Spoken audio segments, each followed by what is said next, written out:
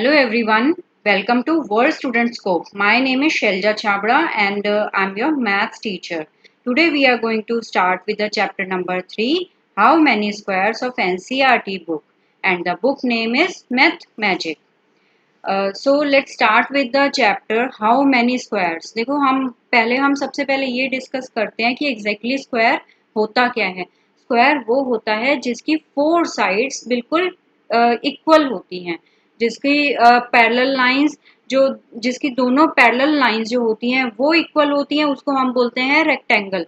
लेकिन जिसकी चारों साइड्स इक्वल होती हैं हम उसको बोलते हैं स्क्वायर. तो in the starting of the chapter there is a grid. Look at this. The page number, take out page number 34. And in the starting of the chapter, there is a grid. Dots or squares a grid आप देख रहे हो यहाँ पर. तो आप और इससे रिलेटेड हम अब इसके अंदर कुछ चीजें बताई गई हैं. सबसे पहले ये जो रेड सा स्क्वायर है ना, ये वाला, this is the red square. आपको इसे मेजर करना हो तो आप इसे रूलर या स्केल की हेल्प से मेजर कर सकते हैं. मेजर करने के बाद आप देखोगे कि इसमें एक डॉट से दूसरी डॉट पर जाने के लिए जो बीच का जो डिस्टेंस है, इन दोनों के बीच का जो डिस्टेंस है, एक डॉट से दूसरी डॉट के बीच का जो डिस्टेंस है, तो ये है 1 सेंटीमीटर. आप स्केल लो या फिर एक रूलर ले लो, तो आप इन दोनों के बीच का जब डिस्टेंस आप मेजर करोगे ना, तो वो बनता है 1 सेंटीमीटर. अगर चारों लाइंस इसके अंदर सेम होती हैं, सेम सेंटीमीटर की हैं, तो that means it is a square. It is not a rectangle. In this we have to make some rectangles. We have to join 12 squares to make one rectangle. So this is the question. Measure the side of the squares on dotted sheet. Measure the side of the red square. Red square के बाद का जो इसको dotted sheet पे आप इसको measure करना है, इसकी sides. Draw here as many rectangles as possible using 12 squares. तो आपको इस तरह से 12 squares को पहले इकट्ठा करना है. 12 squares, देखो ये जो squares हैं ये 1 2 3, just a sec. I'll start with this.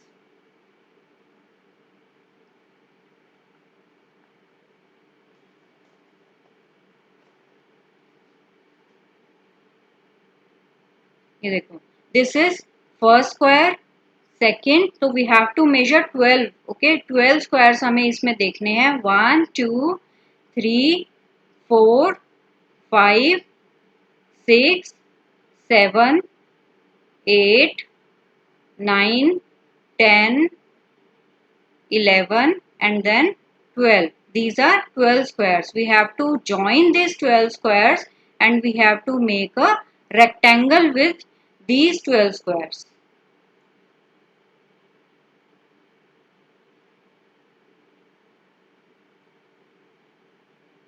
We have to join these 12 squares and we have to make one rectangle.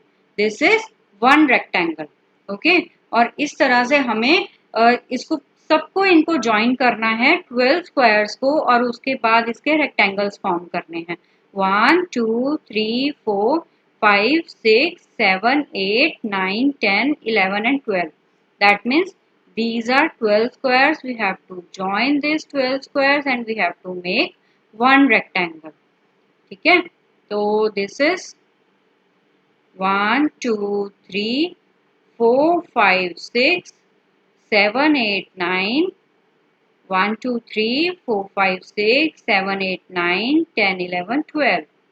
That means this is also a rectangle. इसी तरह से 1 2 3 4 1 2 3 4 5 6 7 8 9 10 11 12. 1 2 3 4 5 6 7 8 9 10 11 12. We have to join all these squares and this is, ये अपने आप ही बन गया है. Then अब हम इसे नंबरिंग दे देते हैं. This is also one rectangle. तो अब ये देखो कितने हमारे रेक्टेंगल्स वो पूछ रहे हैं कि कितने rectangles, how many rectangles could you make.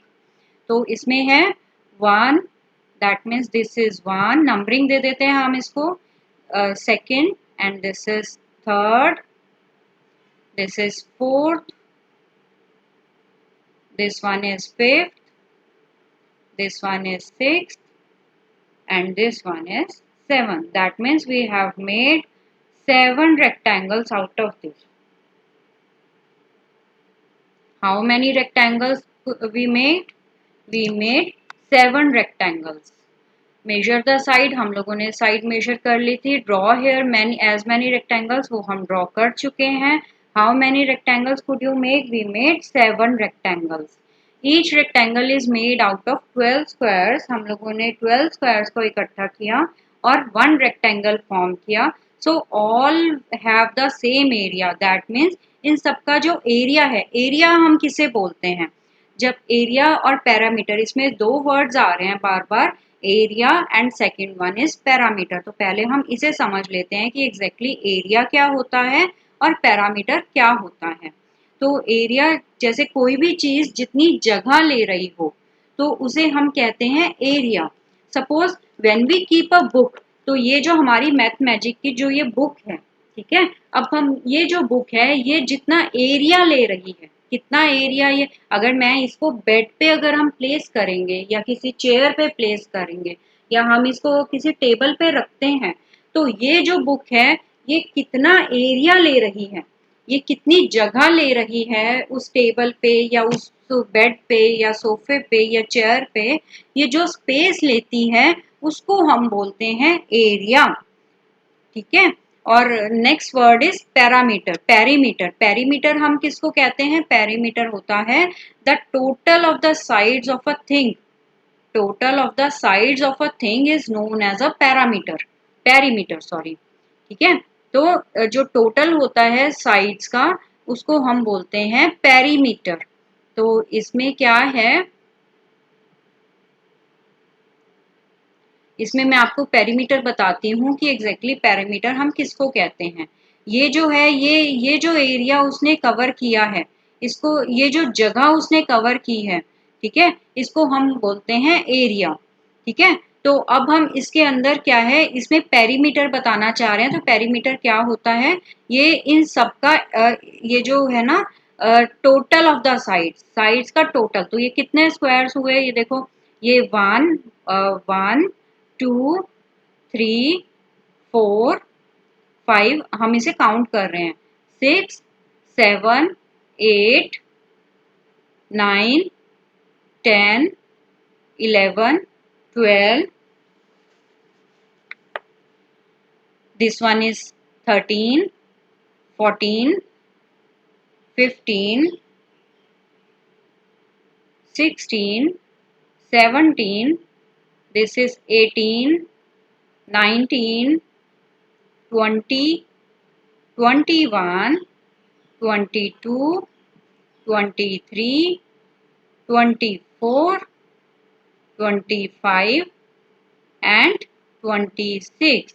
ठीक है. That means this is 26. The perimeter will be 26. तो आप हम इसको ऐसे भी कैलकुलेट कर सकते हैं, जैसे 12 प्लस नीचे के ये 12, दैट मीन्स ये देखो 12 प्लस 1 और plus 1 plus 1, that means 12 plus 12 कितना हुआ, 24 प्लस 1 26. This is perimeter. इसका पेरीमीटर है. तो मैं आपको थोड़ा इस तरह से भी बता सकती हूँ. सपोज हमारे पास ये बुक है, मैथ मैजिक की बुक है, तो इसके अंदर क्या है, ये देखो, ये 1 सेंटीमीटर का है. This side is also 1 centimetre, this is also 1 centimetre, and this is also 1 centimeter. 1 1 1 and 1. That means 1 plus 1 plus 1 plus 1 and plus 1. That means 4 times 1 1 2 3 4, 1 2 3 and 4. This is 4 centimeter perimeter. इसका जो perimeter होगा ये होगा 4 centimetre.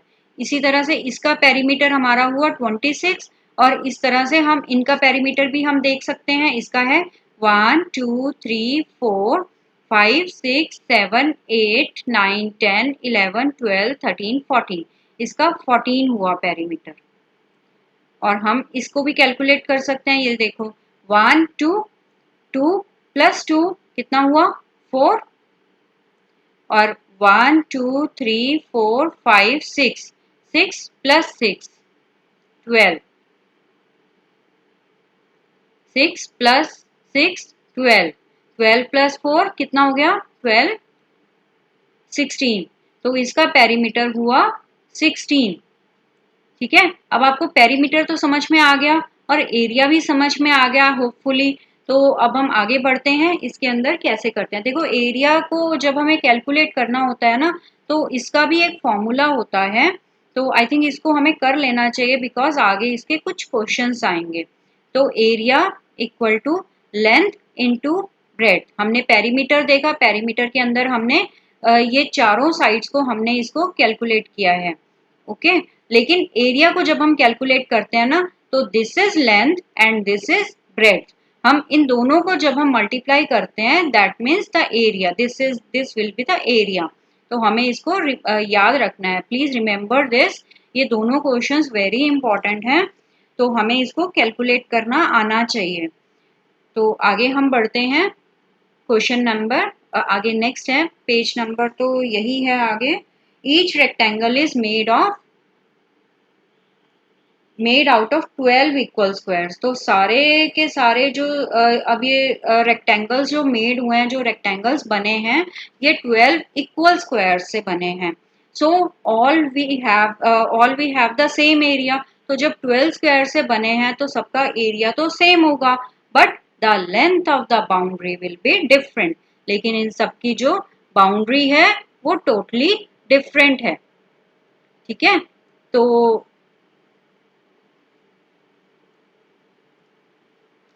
इसकी जो boundary है ये totally different है। तो अब हम आगे बढ़ते हैं, आगे क्या है, which of these rectangles has the longest perimeter. तो सबसे पहले तो इसमें हमने ये वाला क्वेश्चन कर लिया था, मुझे ये हाँ, how many rectangles could you make, हमने 7 रेक्टेंगल्स बनाए थे। तो which of these rectangles has the longest perimeter. तो इसके अंदर वो कह रहे हैं कि जो रेक्टेंगल्स बन रहे हैं, तो इसके अंदर सबसे लॉन्गेस्ट पेरीमीटर किस वाले का है। तो हमने इसको कैलकुलेट कर लिया था। तो इसके अंदर सबसे बड़ा ये वाला है 26, जिसका पेरीमीटर निकला था इसके 14, इसका भी 14, इसका भी 14 था, इसका भी 14 था, और इस वाले का 6 नंबर का इसका आपका आया था 16। दैट मीन्स हमारा नंबर 1 और नंबर 6 इसका पेरीमीटर हमारा सबसे लॉन्गेस्ट है। 1 and 6, this will be the longest perimeter. और अब हमसे पूछा जा रहा है कि which of these rectangles has the smallest perimeter. तो इसके अंदर हम देखते हैं स्मॉलेस्ट वाले, स्मॉलेस्ट यानी अब इसका 14 है, इसका भी 14 है, this one is also 14 and this one is also 14। That means 2 3 4 और 5 इन सबके सेम है ना पेरीमीटर। तो हम इसका आंसर लिखेंगे 2 3 4 एंड 5। तो जो सबसे स्मॉलेस्ट पेरीमीटर हैं उनके हैं 2 3 4 एंड 5। आगे बढ़ते हैं, पेज नंबर 35 पे। इसमें लिखा है मेजर द स्टेम्स। अब हमें इन स्टेम्स को मेजर करना है। अब हम इन स्टेम्स को कैसे मेजर करते हैं, इसकी भी हम पेरीमीटर वगैरह निकालते हैं। सबसे पहले हम इसका देखते हैं पेरीमीटर। ये देखो 1 2 3 4 5 6, that means this is 6 and this is also 6, क्योंकि ये रेक्टेंगल है और इसकी पैरेलल लाइंस सेम होती हैं। ठीक है, this is 6, this is also 6 and 1 2 and 3, this is 3 and this one is also 3। तो अब हम इसे ऐड करेंगे तो कितना आएगा, 6 प्लस 6 12, 12 प्लस 3 15 प्लस 3 18, इसका है 18 पेरीमीटर। और इसका है 1 2 2 plus 2 plus 1 2 3 4 4 plus 4, that means 12. Or this one 1 2 3 3 plus 3 plus 2 plus 2, that means 10. This one 1 2 3 plus 3 plus 1 2 3 4 4 plus 4 14. And this one 1 2 3 4 5 6 7 8. This one is 8. This is 1 2 3 4 plus 4 plus 3 plus 3, that means 14. तो अब हमने सबका perimeter हमने find out कर लिया है. तो आगे क्वेश्चंस हैं.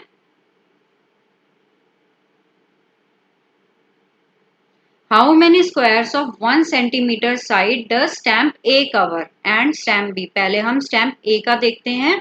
कितना? How many squares of 1 centimeter side? कितने squares हैं इसमें? 1 2 3 हमने अभी कैलकुलेट किया है. 1 2 3 4 5 6 7 8 9 10 11 12 13 14 15 16 17 18. That means 18 square. Stamp A कितने square कवर कर रही है? 18 squares. And what about stamp B? Stamp B कितना कवर कर रही है? Stamp B कर रही है 8 squares. तो हम इसका जो एरिया, हमें इसमें एरिया कैलकुलेट करना है. ये देखो हम इसमें देख सकते हैं कैसे किया था हमने इसका पेरीमीटर निकाला था. अब हम इसका एरिया देखते हैं. 1 2 3 3 मल्टीप्लाई बाय 1 2 3 4 5 6 6 मल्टीप्लाई बाय 3 कितना हुआ? 6 3 18. तो हमने इसको किया तो 18 आ गया है. देन स्टैम्प बी का आता है 8. Which stamp has the biggest area? तो सबसे बड़ा एरिया कौन सी वाली स्टैम्प कवर कर रही है? तो आप इसको देख सकते हो. इसके 18 है, इसका 12 है, 10 14 8 और 14, that means 18 is the bigger one. तो स्टैम्प ए कवर कर रही है सबसे biggest area. How many squares of side 1 centimeter does this stamp cover? कितना उसने एरिया कवर किया है? कितनी वन स्टैम्प को बनने के लिए 1 सेंटीमीटर का कितना साइड उसने कवर किया है? That is 18. How much is the area of the biggest stamp? तो सबसे बड़ी स्टैम्प का कितना एरिया बनता है? That is also 18 square centimetre. हम जब भी एरिया कैलकुलेट करते हैं तो हम उसके पीछे लिखते हैं स्क्वायर सेंटीमीटर. इवन हम इसको सेंटीमीटर स्क्वायर भी लिख सकते हैं. Which two stamps have the same area? और कौन सी ऐसी स्टैम्प्स हैं जिनका सेम एरिया होता है? सेम एरिया किसका है? इसका भी 14 है और इसका भी 14 है. That means D and F. Same area किसका है? डी एंड एफ का. D and F. And next one is how much is the area of each of these stamps? इनका कितना एरिया है? इनका है 12 स्क्वायर सेंटीमीटर. आगे बढ़ते हैं. The area of the smallest stamp. सबसे स्मॉलेस्ट वाली जो स्टैम्प है उसका एरिया कितना है? सबसे स्मॉलेस्ट तो दिस वन है. This one is the smallest. The area of the smallest stamp is, सबसे स्मॉलेस्ट स्टैम्प है उसका एरिया क्या है? This is 4 square centimetre. Stamp E. This is stamp E.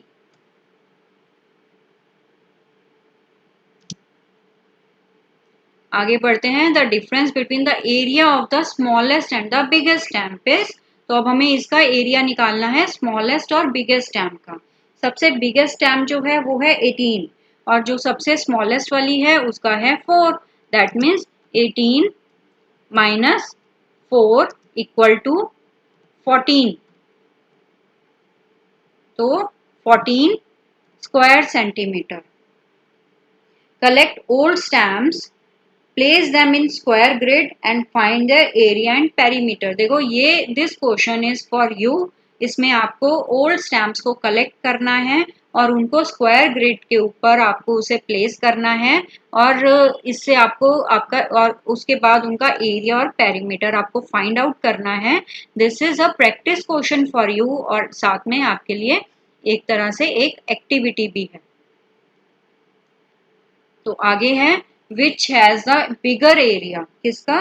Page number take out page number 36।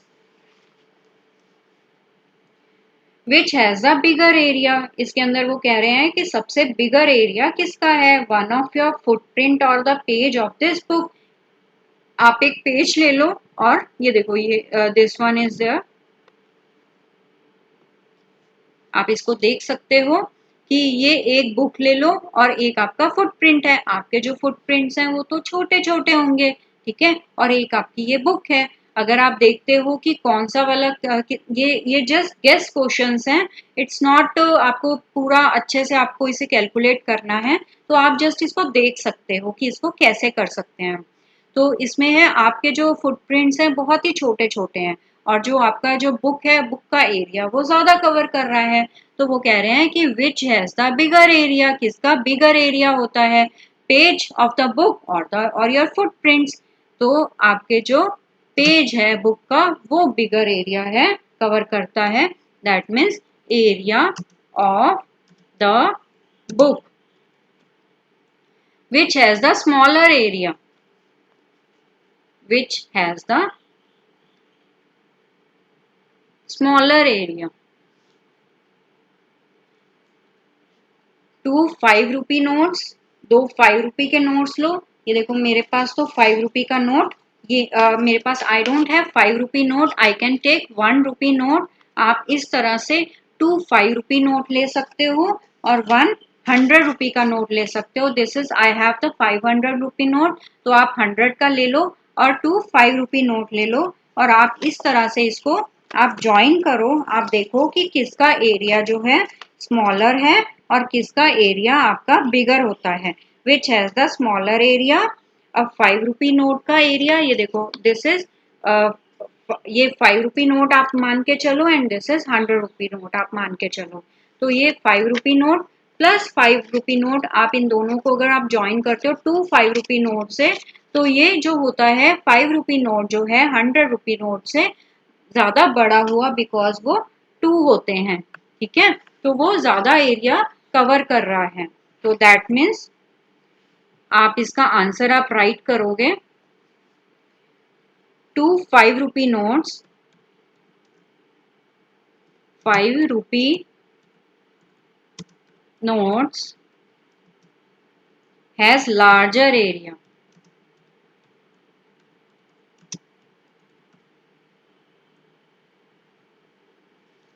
Look at 10 rupee note, is its area more than 100 square metre. तो वो कह रहे हैं कि आप 10 रुपी का नोट देखो और आप बताओ कि is the area more than 100 square metre. नहीं, 100 स्क्वायर मीटर तो बहुत ज्यादा होता है, तो that means the answer will be no.